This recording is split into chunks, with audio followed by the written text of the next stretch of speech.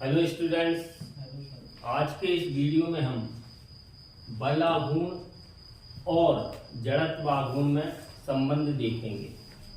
तो ये 11th physics के लिए मोस्ट इम्पॉर्टेंट क्वेश्चन है। तो इस क्वेश्चन में हम पहले ये देखते हैं कि बल आघूर्ण का सूत्र क्या होता है और फिर देखेंगे जड़त्व आघूर्ण का सूत्र क्या होता है, फिर हम इनमें संबंध निकालेंगे। तो बल आघूर्ण मतलब ये होता है किसी भी बल के द्वारा किसी भी पिंड को किसी अक्ष के परितः घुमाने का जो प्रभाव है उसे बल आघूर्ण कहते हैं। मतलब किसी बल द्वारा किसी भी पिंड को किसी अक्ष के परितः घुमाने का प्रभाव बल आघूर्ण कहलाता है। और बल आघूर्ण की गणना करने के लिए हम सूत्र उपयोग में लाएंगे। बल आघूर्ण, इसको हम टाउ से दर्शाते हैं। तो बल आघूर्ण बराबर बल इनटू बल की क्रिया रेखा की घूर्णन अक्ष से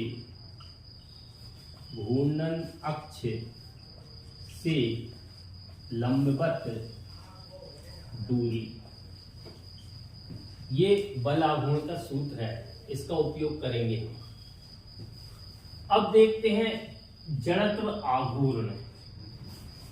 तो जड़त्व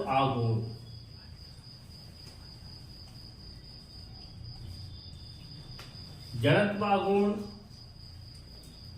ये एक वस्तु का गुण है जिस गुण के कारण वो अपनी घूर्णन अवस्था में परिवर्तन का विरोध करती है।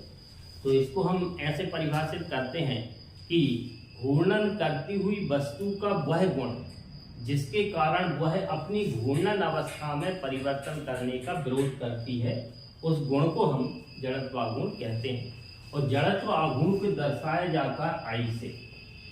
और किसी पिंड का जड़त्व आघूर्ण का सूत्र होता है आई बराबर सिग्मा mr स्क्वायर। ये हम पहले पढ़ चुके हैं। हमें टाउ और आई इन दोनों में संबंध स्थापित करना है। तो इसके लिए हम क्या करेंगे, माना कि ये एक्स अक्ष है, ये वाई अक्ष है और ये जेड अक्ष है। अब हमारे पास कोई पिंड है, उस पिंड को हम जेड अक्ष के परितः घुमा रहे हैं। तो माना कि ये एक पिंड है किसी भी आकृति का, ये पिंड इस जेड अक्ष के परितः कोणीय वेग ओमेगा से घूम रहा है। जैसे ये जेड अक्ष है, इसके परितः कोणीय वेग ओमेगा से घूम रहा है। यह पिंड कई कणों से मिलकर बना है। इन कणों के द्रव्यमान मान लिया m1, m2, m3, m4 और भी हैं।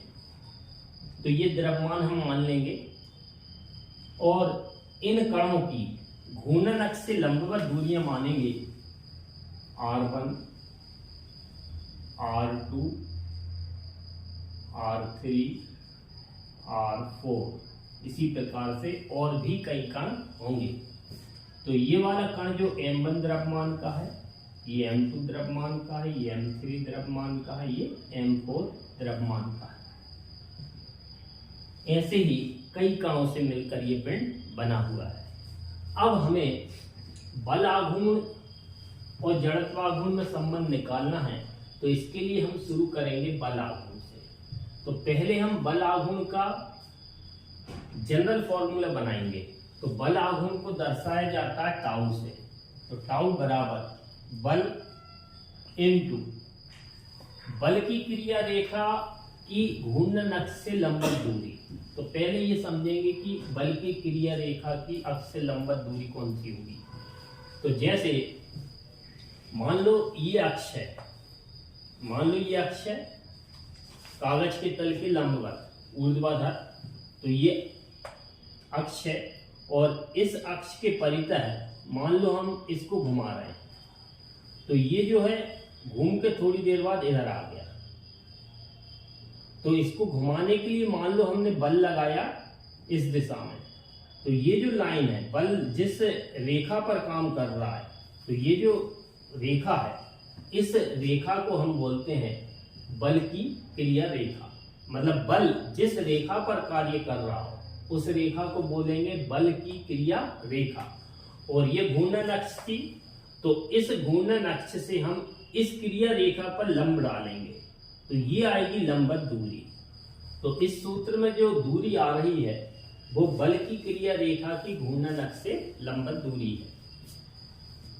तो अभी हमने मान लिया दूरी है r। अब F का सूत्र न्यूटन की गति के द्वितीय नियम के अनुसार पढ़ा था हमने। F का सूत्र होता है m × a, द्रव्यमान गुणित त्वरण।